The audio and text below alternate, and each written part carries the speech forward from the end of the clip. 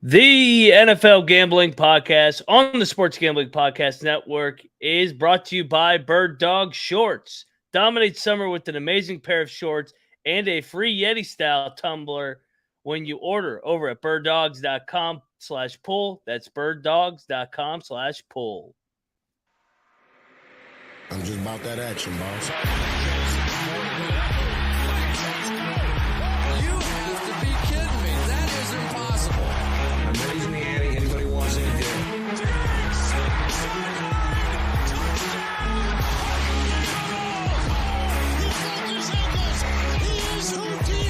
Jordan Davis, dog. Jalen Hurts, dog. A.J. Brown, dog. How many people want to eat a W tonight?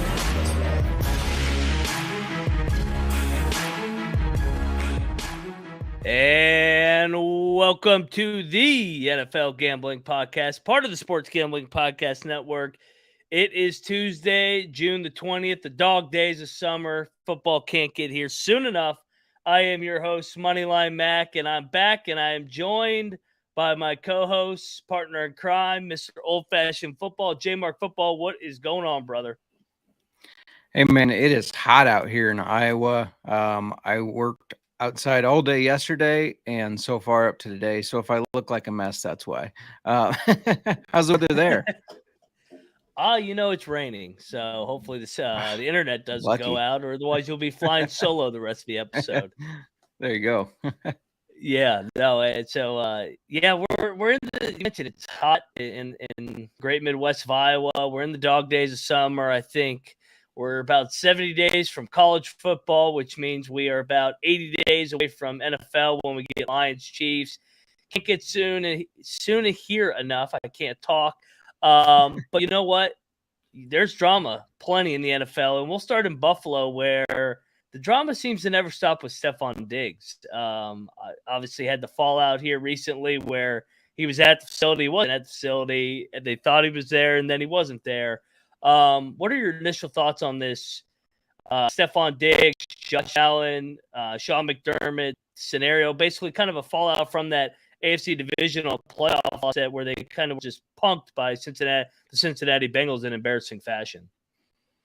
Yeah, I mean, I hate when players do this. They don't show up for the team and put in the work like everybody else, whether it's pay or their role, whatever they're unhappy with. It gets old fast, right? I mean, I get it. You are one of the better receivers in the game. You want to be properly paid and recognized for that, but it's a job. You know, one of the things I don't like is if they underperform, it's not like they're like, well, we're going to knock your contract down because you didn't perform well.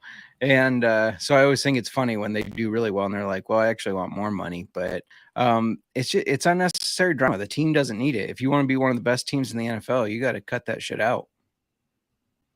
Couldn't agree with you more. And what we're talking about is Stefon Diggs kind of just stormed out of mandatory minicamp, which is the period right before training camp. It happens about 4, 5, 6 weeks before they finally report back in August. Some teams late July. It kind of stemmed a little background. It stemmed from that playoff loss to Cincinnati where Stefon Diggs didn't think he was targeted enough, I guess, and he was visually upset on the sideline. He did have 10 targets. He just only had 4 catches for 35 yards. The game before that, I mean, he against the Dolphins where they almost were upset by the third string quarterback, Thompson. I mean, he was targeted heavy in that game as well. And for also Stefon Diggs, this isn't the first team he's had a drama situation with. Kind of forced his way out of Minnesota, and that's how he ended up in Buffalo for all those picks, which they later used on Justin Jefferson, ironically. And yeah, we're going to rank the wide receivers, our top 10, and maybe talk some better receiving cords and give out some over-under props for the season. But it is ironic that we're talking Stefon Diggs drama on the wide receiver episode because he is going to probably be in both our top 10 still. Yeah, and whether you're targeted enough or not, it's about the team winning, right? So get over it. And if you're targeted 10 times and only catch 4 passes, well, you're probably going to be targeted less or not be the top target. I mean, it's not like they don't have other playmakers on that team. Gabe Davis is a good wide receiver. Dawson Knox was stepping up towards the end of the season. Now they've added Dalton Kincaid. I mean, they have playmakers, so he needs to get that team first mentality going. Good. Yeah, I'm with you, JMark. We just saw a situation too in Kansas City where I'm not saying Tyreek Hill was a complete cancer, but they were not seeing eye to eye at the end, and that's why they moved on from him. And Patrick Mahomes had career highs and everything last year, so they didn't miss him at all. I think wide receiver is easily the position that you can replace the most. I know that people would probably argue running back, but I think the depth of talent at the wide receiver position, because I mean, we're going to rank our top 10. You could have made the case for about 20 guys now. And every draft, you just did your mock drafts. It seems like every draft, the common theme is, man, this is a loaded college football class for the NFL draft because these offenses have gone more to an open style, spread out, throw it all over the yard, and it all started with Mike Leach, ironically. So, yeah, no, I'm with you, JMark. I'm not big into these guys making a scene at mini camp and so that they can get more money or they're bitching about not being targeted enough. It's not good for the team. Agreed. So, yeah, we will dive into our top 10, but I got to get us paid and pay some bills. And we are brought to you by Birddogs. Birddogs make you look good. Birddogs stretch khaki shorts are designed to fit slimmer through the thigh and leg, giving you truly a sculpted look. Birddog shorts do the exact same thing, but fit way better. They fit way better than regular shorts and make you have a less stiff restriction cotton area. I mean, summertime's here. Pool. Everybody wants to get at the pool. Show off some thighs. Show off some legs. And you got to get your Birddog shorts fixed with the issue by inventing cloud knit fabric that looks just like khaki but stretches you to slimmer fit without having to sacrifice any movement, which is critical for us guys. Birddog uses an anti-stink sweat fabric that keeps you cool and dry all day long. So yes, you don't have to wash it every single day and keep that odor out of you. What athletes that use some Birddog shorts? I mean, maybe Stefon Diggs is. I don't know. Maybe that's why he's upset. So yeah, check out Birddog shorts, man. They got a great product. It's great for the summer. And you do so by going over to birddog.com/pool and enter the promo code POOL for a free Yeti style tumbler with your order. That's birddog.com/pool for a free Yeti style tumbler. You don't want to take your Birddogs off. We promise you.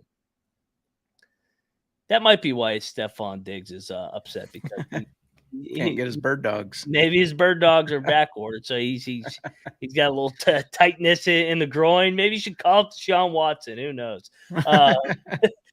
Moving along to important things, JMark.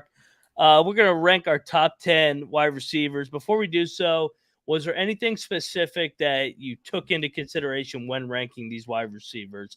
Kind of, for example, like with the quarterbacks, I was like, I want to see you do it for more than a year for my sample size. Yeah, really when I was focusing on wide receivers, it was who is almost matchup proof, who can go against those shutdown corners and not get shut down. So that was kind of the top thing. And then also you have to consider that a really good quarterback can make a wide receiver better. So if a guy's doing it without a really good quarterback, I weighed that a little bit more towards their talent and power rankings. How about you? Pretty much the same. I think quarterback is such a big thing. Uh, for example, a guy like Terry McLaurin, his production is really hard to measure versus a guy, for example, like we'll say Justin Jefferson. Obviously, Justin Jefferson is going to be higher on our list, but when you have consistent quarterback play and you're constantly targeted and you have other weapons around you that can open up the field, your stats are going to be better. So I think you take into consideration all the different quarterback plays of these guys when ranking the top 10. And like you said, matchup proof. So with that said, I'll turn it over to you. Let's go 1 through 10.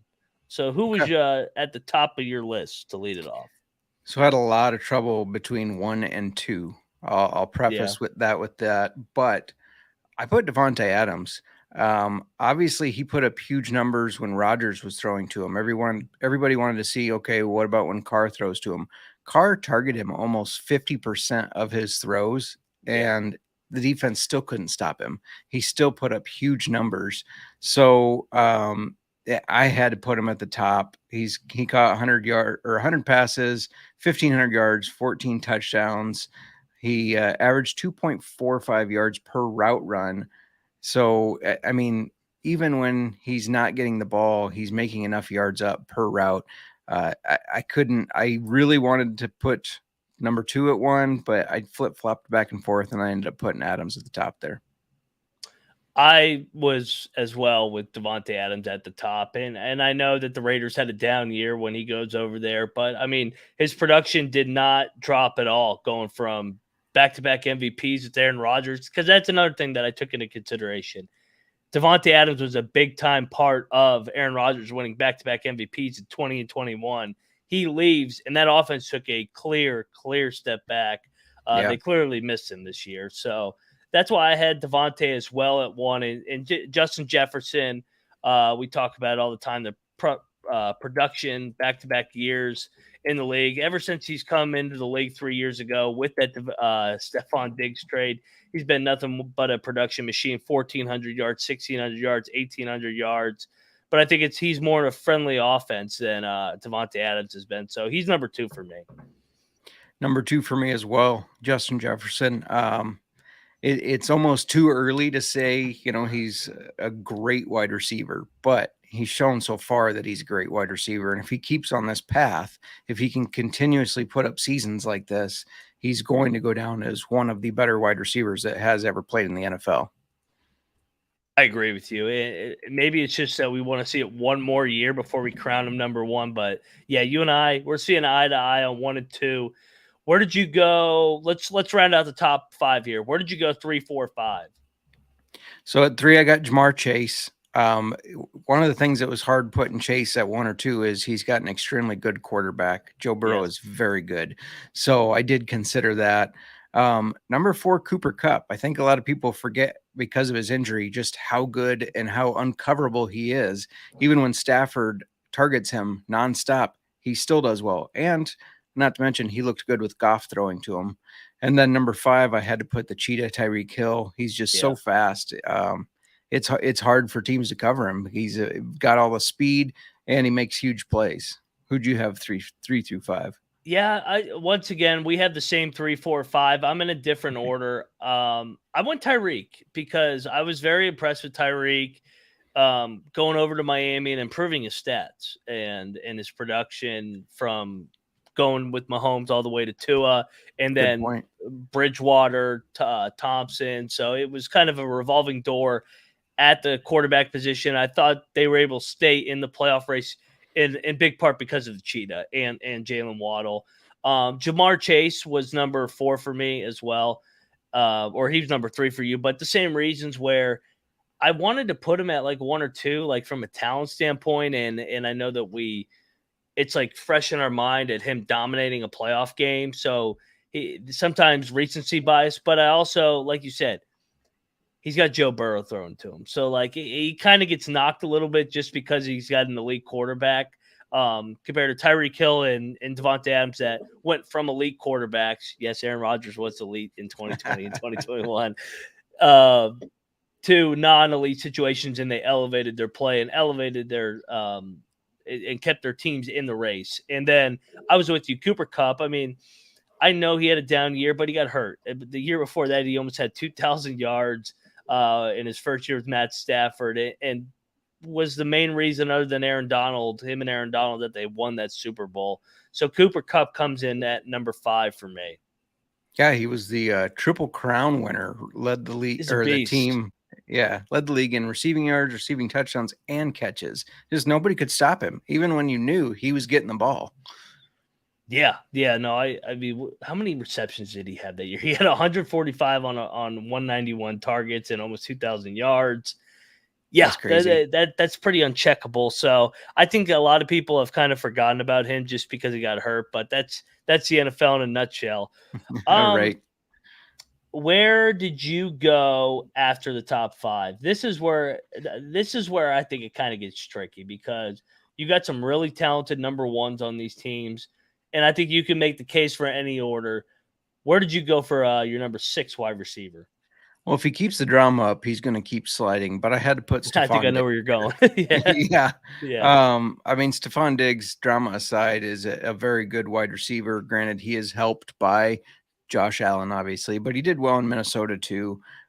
He puts up huge target numbers and converts those. So it's just all that drama is kind of getting in the way of him being a top 5 guy for me right now. Mm-hmm.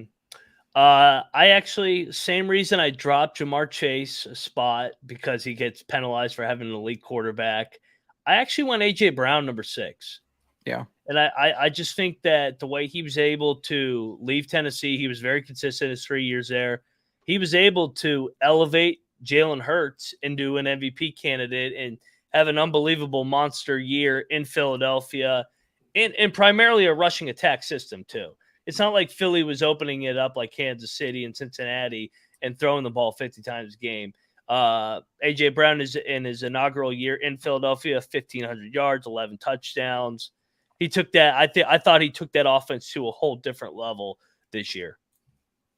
Yeah, absolutely. I'll just piggyback right off that, because I have him at 7 in my next spot here. Yep. I agree. He really helped Jalen Hurts take that next step forward. And this year you're going to see, so next year when we're talking about power rankings, this is going to be DJ Moore right here, because he's going to help Justin Fields have his MVP year. But no, Brown, I think, is the main reason. Nothing against Hurts. I'm not trying to take anything away from him, but I think Brown is the main reason that he was able to transcend his game the way he did last year. Yeah, no, I mean, we're agreeing a lot. Maybe 3 and 4 flip flop, 5 and 6, or 6 and 7. Because at 7, I had Stefon Diggs, and it was the same reasons, kind of penalizing him a little bit for playing with Josh Allen. Maybe the drama recently isn't fresh in my mind as well. But, I mean, the production with Stefon Diggs, you can't argue with it. I mean, whether he's in Minnesota or he's in Buffalo, he's been a machine. Looking at his 3 years in Buffalo, 1,500 yards, over 1,200 yards, over 1,400 yards, and he parlayed that on top of 2 back-to-back 1,000-yard seasons in Minnesota, where they were always good. Yeah, for sure. And we got a little bit of activity in the chat as well. Nick Fortune, no, Matt Ryan will not be playing for the Redskins, so he will not be throwing Terry McLaurin the ball, so stay tuned. Scary Terry may crack our top 10. We are through 1 through 7, but I got to step away one more time to get us paid, because we're brought to you by Underdog Fantasy. Best Ball Mania is here, and Underdog Fantasy is giving away $15 million in prizes. Underdog Pick'em is also a great way to get down on your favorite MLB and college baseball player props. So many ways to win over at Underdog, and active in so many states. Head over to underdogfantasy.com and use the promo code SGPN for a 100% deposit bonus up to $100. That's underdogfantasy.com. Promo code SGPN. And yes, thank you to everybody watching in the YouTube, hopping in the chat. Get over to YouTube and at SGPN NFL, our YouTube page. All right, we got our last 3 spots. I will give it to you. I'll give you the honors for 8, 9, and 10 to round out our top 10, and then we can open it up for discussion. All right, so 8 should make you very happy. I got Scary Terry McLaurin here. He's a really good wide receiver, and he's, like we said, he's not had great quarterbacks throwing to him, but that hasn't stopped him from putting up numbers. So I think that's important. At 9, I have Deebo Samuel just because of his versatility. That guy is not only a good receiver, but we saw 2 years ago when they play him at running back, he's a really good running back. So it's just his playmaking ability in general. And the argument can be made that even though he's in a friendly offense, he's not really had great quarterbacks thrown to him. And then at number 10, I had to go with Mike Evans. He's not, you don't think of him as often as like this power wide receiver, but he's super consistent.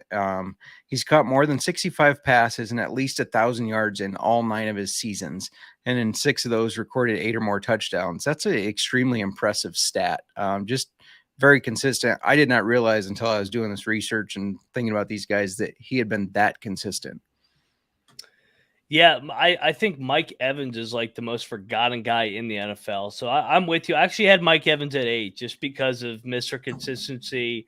I'm with you. I had Deebo at number 9, the evolving door of quarterback, but he's still been able to elevate his team, and he's more than just a wide receiver. They're able to use him in different ways, jet sweeps, screens.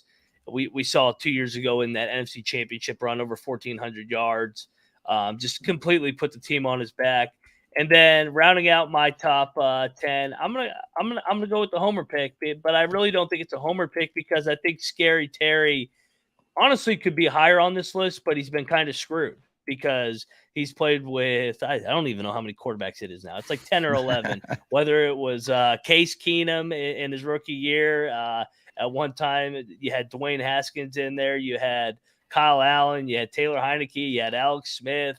Then you had Ryan Fitzpatrick for a cup of coffee there, and even Carson Wentz. So yeah, Scary Terry's had his fair share of wide receivers, but 3 straight 1,000-yard 3 straight 1,000-yard receiving seasons. Sorry, we're not used to 1,000 yards in Washington, but I think the biggest knock on Scary Terry is his touchdowns. I mean, he's only had 5, 5, and 4 in his last 3 years, but that goes all back to the quarterback not being able to deliver him the ball because he is open. I can tell you he's open watching the games.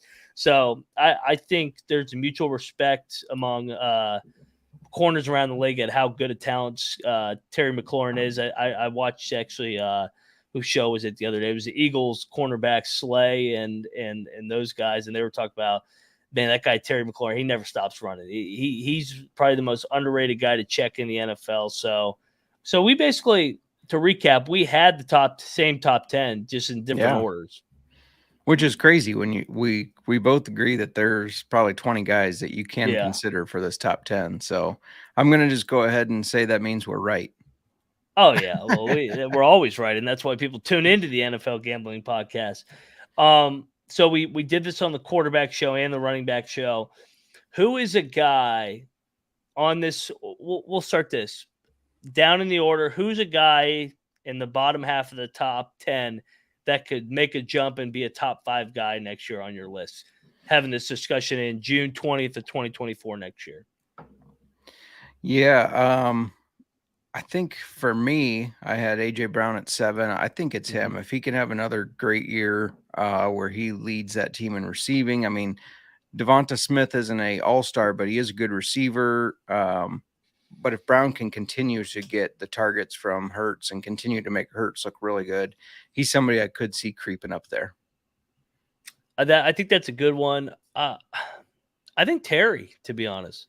Yeah. If Eric Bieniemy is the right combo with Sam Howell and they take this offense to another level, I think we could be talking about Terry McLaurin as a fringe top 5 guy going into next year if he's able to, instead of get out of that 1,000 to 1,200 yard range and push 1,500 yard season. Because the other thing with Terry, there's other guys where they can't really double him as much anymore with Jahan Dotson, Curtis Samuel, the tight end room as well, and they're able to run the ball. So I'm hoping that this is the discussion that we're having on June the 20th next year. Next question on this list, out of the top 10, who is a guy that you were looking at and being like, I thought about putting him on my top 10, but I think he's a year away from being a top 10 guy. It's going to be a complete homer pick, but DJ Moore. I've made the comparison when Josh Allen got Stefon Diggs, his passing got a ton better. When Jalen Hurts got AJ Brown, his passing took that next step. I think DJ Moore can be that guy for Justin Fields. And if he does, especially with how criticized Fields' passing game has been, I think you can consider putting him in the top 10 because aside from a down year last year where the Panthers were a mess, he's had some really good seasons, 1,000-yard seasons. And so if he can help elevate Justin Fields and, become one of those 1,000-yard receivers for the Bears, which they don't have very often, then I think you have to kind of start considering him. I think that's a good one, especially with the expectations coming into this year for Justin Fields, expected to take another step. I'm going to keep it in the same division, but I'm going to go to the Detroit Lions, and I'm going to go with Armon St. Brown. I think I like the way that Ben Johnson runs this offense, the way that he utilizes Armon St. Brown, and clearly Jared Goff loves throwing to Armon St. Brown. He's heading into his third year, so this is kind of that sample size that we're talking about. We want to see it for multiple years of you being a really solid and continue to grow as a receiver. His rookie year, where they were expected to not win a game, which is Dan Campbell's rookie year, he had 90 catches for 900 yards and 5 touchdowns. Then the next year, they take another step forward, go 9-8. A big part because he had 106 receptions for almost 1,200 yards and 6 touchdowns. And they can utilize him on reverses and screens. I think Armon St. Brown could take a big step this year with the Lions and propel himself into the top 10 next year. Boo. Totally disagree. No, I'm just kidding. If he can continue looking good with Jared Goff throwing to him, I get it. I like Nick Fortune here says he listened to me last year and picked Kyle Pitts in fantasy football. Those are tight ends, Nick. We're not talking about that right now. Out of your top 10. You got screwed by Arthur Smith. Right. Out of your top 10, Nick asks, do you see anyone dropping out of the power rankings? I mean, if Diggs doesn't show up for the team, he's somebody I could definitely see dropping out. Oh, 100%.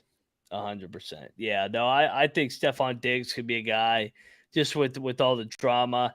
Maybe Mike Evans if they take a big step back with Tom Brady. We talked about all his consistency, but Baker Mayfield's throwing him the ball now, so or Kyle Trask. Yeah, so you're right. He may take a step back.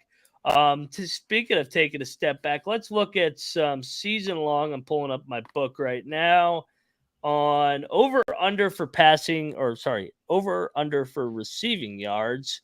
I'll just run down through the list and we'll make our case for both. There are a lot of them actually, so this is good. More action for all the D-gens out there. We'll lead it off. This is a good one. We'll go to Baltimore, where Odell Beckham is on the team now. His over-under is set at 575.5. Which seems low.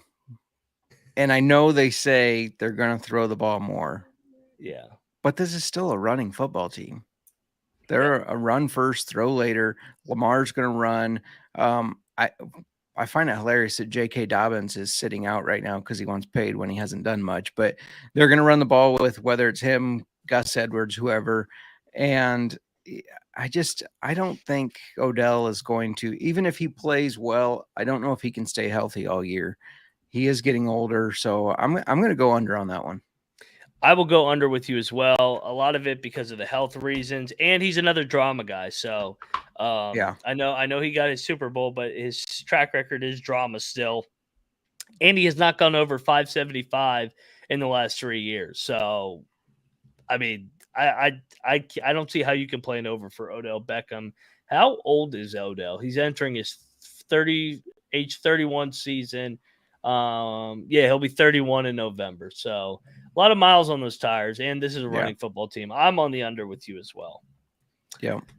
Here's a good one. Garrett Wilson in year number 2 for the New York Football Jets and Aaron Rodgers. He is sitting at 1,150 yards, so that's a big step. looking at Garrett Wilson last year, he had, with Zach Wilson in that quarterback situation, he had 1,100 yards. So do you think he goes 47 more yards with Aaron Rodgers at quarterback? I want to say yes, just because he takes that step forward quarterback, but my gut is saying no, because I think it's going to take a bit for him and Rodgers. You know how Rodgers is with young receivers. So as soon as he makes a mistake, he's on the shit list. And Rodgers got Lazard and Randall Cobb shipped into the team as well. So he's already got two favorite targets there that I think Wilson's going to have to fight with to get those targets and those yards. I'm with you. Rodgers is a different cat. We say that every time on the show. He's a unique character, great talent, but he's got a different attitude. It's gonna take a minute. I will go under. I think he finishes around 1,100 yards again, but it's a more efficient 1,100 because I think they're more balanced offensively with the addition of the veterans. I'm gonna move over to another AFC. Go ahead. You say he has a different attitude. I say it's a shitty attitude, but that's fine. I'm trying to be nice. You should be nice to him. He left your division, and now it's open. Yeah. Now you got Chicago Bears players in the media chirping at Jordan Love. So now they've opened up the rivalry again. So let's go. I'm going to go to another AFC team. This is an interesting one. We got the Cleveland Browns, Deshaun Watson. His number one target is, unless DeAndre Hopkins signs, Amari Cooper. He is sitting at 950. What do you think of this one? That's tough. I'm not a believer in Deshaun Watson, but Amari Cooper hit 1160 last year, so I think he goes over 950. I like this too. I'm going to go over as well in this one. He's gone over this number. Well, actually, he has not gone over this 3 out of the last 4 years, but the 1 year in Dallas he didn't was 11. He had 1,114 yards, so he's right there. And those years in Dallas, he only played 16 games versus the 17. So I think that additional game, I like Amari Cooper to go over that number.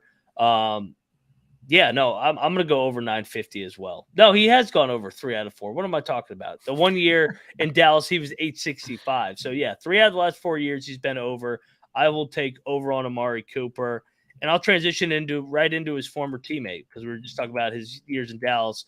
One of the reasons they moved on from him was they believed in CeeDee Lamb as a number one target. CeeDee Lamb is sitting at 1,100 yards. That's an auto under for me. Just kidding. Where are you going here, JMark?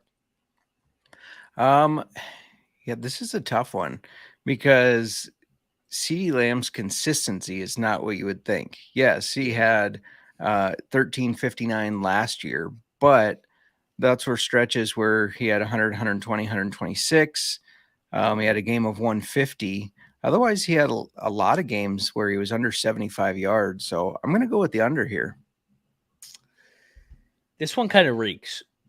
I think it's daring you to say the over because, like, oh my God, he had 1359 last year. He's gonna easily go over 1,100. I'm gonna go under as well. They got Brandon Cooks there in Dallas now. I think they spread the ball, and they've been very clear with Mike McCarthy. They want to run the football more. They thought one of the reasons why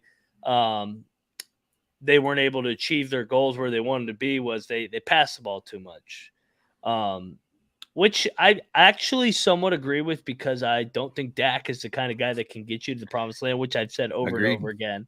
So I do agree with the more run the shit out of the ball approach and open up the play action. Yep. Speaking of play action, here you go, Nick Fortune in the chat. Kyle Pitts. Actually, no, he's tight end. We'll say that for the tight end show. But Kyle Pitts' over-under is on DraftKings right now, so go check that out. Another guy that had a good rookie season, Chris Olave, is set at 1,500 yards. Does he get over 1,000 yards, basically? I'm going to say yeah. I mean, Derek Carr in town. I think Derek Carr is probably underrated than what people give him credit for, so I'm going to say over. I like Olave too. We saw what happened Devontae Adams when we talked about why he was our number one receiver. Carr's going to target his number one receivers early and often. I think Olave takes a step forward as well. Man, Ohio State has had some good wide receivers. Him, Garrett Wilson, Terry McLaurin. God, the list goes on. Michael Thomas, is he going to play this year? Who knows? I Probably know. 3 games, and then he's out. I agree with you there. Another guy moving along down the list in the NFC South, got Mike Evans here. He's sitting at 925.5, which is obviously low for Mike Evans. We talked about his consistency, but he doesn't have a quarterback now. So now he's all of a sudden Terry McLaurin, in a Terry McLaurin situation. Well, what do you think? 925 is that too low? It seems like it, but it's also Baker Mayfield. It's hard to trust Baker Mayfield Yeah. or Kyle Trask, but I'm going to go with the over. I'm going to say Evans stays in this top 10 list by going over 1,000 yards again and showing that it doesn't matter who's throwing to him. I agree with you. I'm gonna stay over. I think this is an overreaction. I think Baker did play better in LA down the stretch, I thought. And like you said, when you were giving your analysis on why Mike Evans is a top 10 wide receiver, 9 straight years of 1,000 yards. I mean, that's Mr. Consistency. He's been Mr. Durability there in Tampa Bay as well. I think he's able to stay healthy and get over that number. I'm intrigued on this next one because this is a kind of a team and player that we've been high on in the offseason. DK Metcalf for the Seattle Seahawks with Geno Smith, not Russell Wilson at quarterback. Only 950.5. Is that a little low? He had 1,048 last year. They did draft Jackson Smith and Jigba, who's going to take some targets and yards away. Tyler Lockett is still pretty good, and I think they're going to run the ball a lot. So I think I'm going to go with the under, even though it seems low. I think I'm taking the under on this one. Yeah, I think this one is another one that reeks. It's daring you to take the over because you're saying 3 straight years he's been over. But I also think with Metcalf, it's how he gets his receiving yards is what sticks in our brains. Like everything with him is physical. He wants to beat the shit out of you. Like instead of going out of bounds, he's going to try and run you over. So it's like it sticks in your head. Like he'll have a 4 reception game for 60 yards, and it's like, oh man, Metcalf killed us. He must have had 9 catches for like a buck 25, and it's like no, he only had 4 for 60, but he leaves an impact on when he wants to put his thumbprint on the game. I'm laughing at the chat right now and Nick Fortune. Yeah, let's move along from DK Metcalf. Oh, this is a good one right here. Coming off the suspension, number 1 in Jacksonville, number 1 in our hearts over at SGPN too. Calvin Ridley, 900 over under. Oh man, this one's tough. This one I would probably stay away from, but I'm going to go with the over. I think that Trevor Lawrence is an ascending quarterback. He could be a guy that easily makes his way into the upper echelon of quarterbacks. So I'm going to go over here. I think Ridley's going to show that he still is a very talented guy. As long as he stays on the field, he's going to be a talented wide receiver for them. Yeah, and his last year in Atlanta with Matt Ryan, of all people, he had almost 1,400 yards, and all the reports out of camp that he looks like a number 1 receiver. He's back to his old form, and he should have fresh legs. I mean, all he did was gamble for a whole year, so he should be plenty of fresh. The Commanders' next quarterback, Matt Ryan. Oh, yeah. No. Who are the Commanders? Shout out to Colby Dant, host of the College Football Experience and the XFL Gambling Podcast, and USFL Gambling Podcast. Moving along, we got Stefon Diggs here. 1,125 yards here.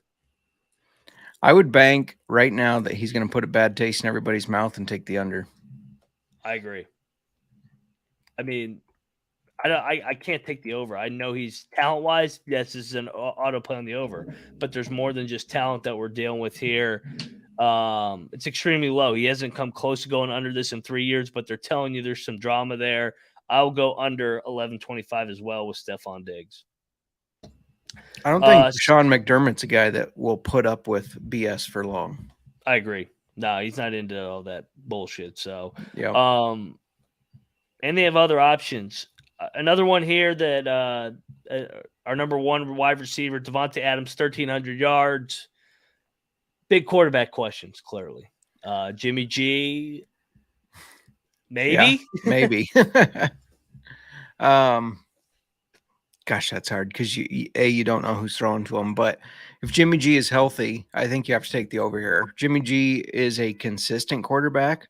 He's not like a great quarterback, but he's not bad, and he's never had a wide receiver like Devontae Adams. So I think he could hit the over here if Jimmy G's healthy. I would wait on this one. I think wait to see. Yeah, I'm with you. I'm looking back because I know Rodgers had the collarbone year where he missed. I think it was like 8-9 games. That was 2017.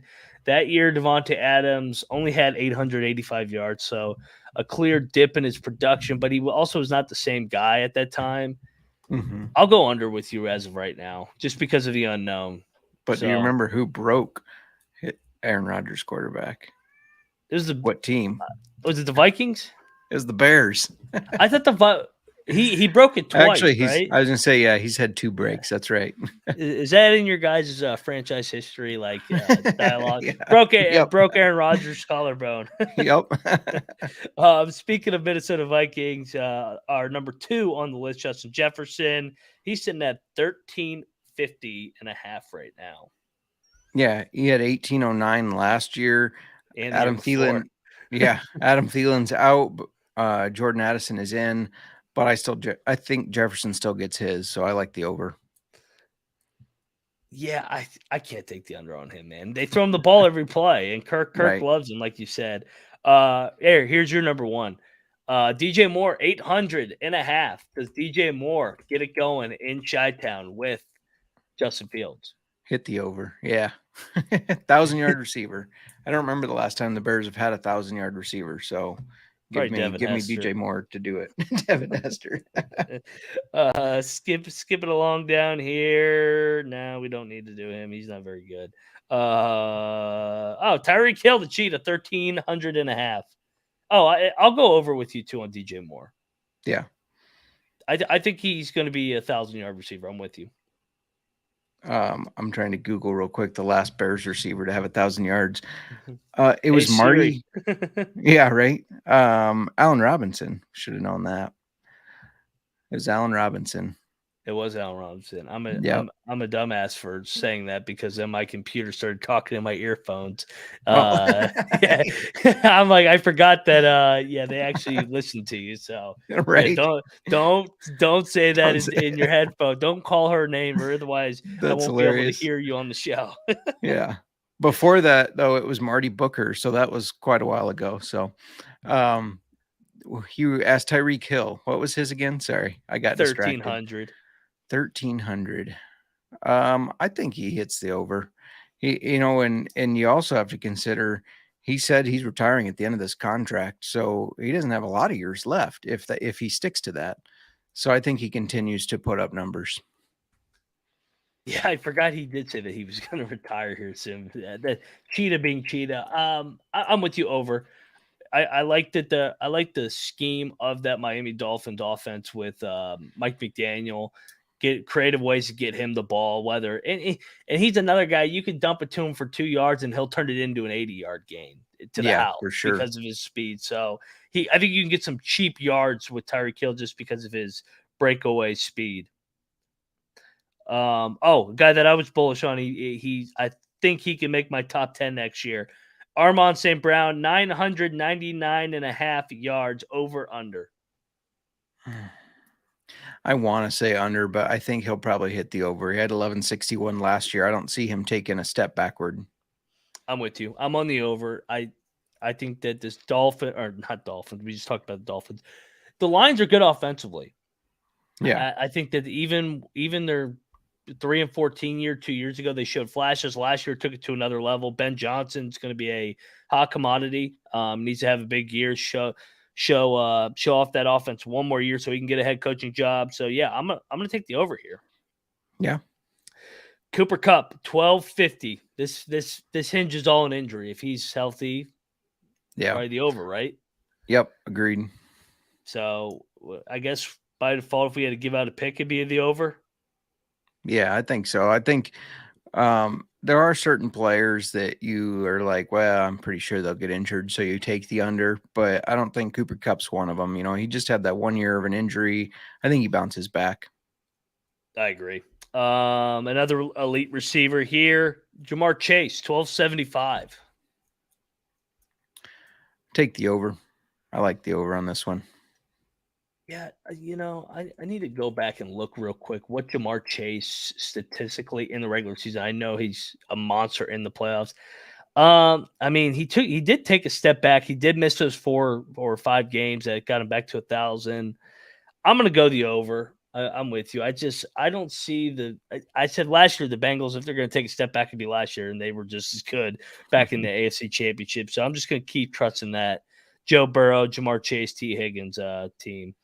AJ Brown, 1,050.5 yards. I like the over.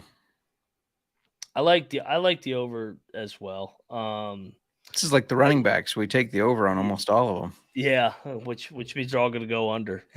Right? That's exactly what I told Rod last week. Like, I think this means they're going under. Yeah, I think it's year 2 in the system. I always like to favor year 2 versus year 1. So I like AJ Brown to continue the momentum of what he established in Philly. And I just saw the other Philly wide receiver, Devontae Smith. His is set at, I just saw it. Why am I not seeing it anymore? They took it off. Oh, 975.5. Mm. So did That's they both tough. repeat the success? I think somebody's got to take a step back from their yardage. So I'm going to take Smith to do that. I'm going to take it to be their rushing attack. Yeah, I think I think point. that they're going to continue to try and throw the ball more with Jalen Hurts and prove that he's an elite guy. Changing the coordinator. I think that last time that Nick Sirianni was more involved in the play calling, they threw the ball more early in Jalen Hurts. I think they're going to throw the ball more this year than they have in the past. I'll go the over as well. Or no, you were on the under. I was on the under. Yep. That's all right. We needed one we disagreed on. There we go. All right. The final wide receiver we'll do today, Scary Terry, 875.5. Disrespectful. Take the over. Yeah, man. I mean, he's not going to have worse quarterback play than he's had in the last 3 years. I mean, Sam Howell, I'm not saying he's going to be Patrick Mahomes, but I think that he's going to just be a solid option and continue his success. And I think he has another 1,000-yard receiving season. Eric Bieniemy finds ways to get him open and get some easy yards, kind of like Tyreek Hill with the screen game. So I'm going over here. If I had my favorite one, this is it. He's going over. He's going back into the 4 digits this year. Yeah, Sam Howell's probably closer to Mitch Trubisky than Patrick Mahomes, but that's okay. There's not many that are close to Patrick Mahomes. Right. So it's not personal. Yep. But even Mitch Trubisky had a receiver with 1,000 yards. So I think McLaurin easily hits this, especially if Matt Ryan's the quarterback. So yeah, Matt Ryan. Hey, he had Calvin Ridley going. So exactly. That'll wrap it up for our receivers. I'm sure we will do tight ends, and we definitely need to do offensive line because I know everybody wants to talk offensive line rankings. There you go. But yeah, we're good. Like you said, how many weeks do we have left? We have, I had it just up. I think it's 12 weeks till NFL Sundays return, which means we are 11 weeks and 2 days from Lions, Chiefs Thursday night, and preseason will be here before you know it, and we'll be here every step of the way. So before we get up on out of here, JMark, tell everybody where to find you. Yep. Follow me on Twitter at JMarkFootball. I put everything up there. Yep, same here at Moneyline_Mac. And yeah, look forward to continuing the discussion as we get closer and closer every single day to training camp. And good luck with whatever you're betting on nowadays. Baseball, go check out the MLB Gambling Podcast. A lot of good draft content as well for the NBA. That's set to begin later this week. And don't forget to let it ride, and we'll see you guys next week.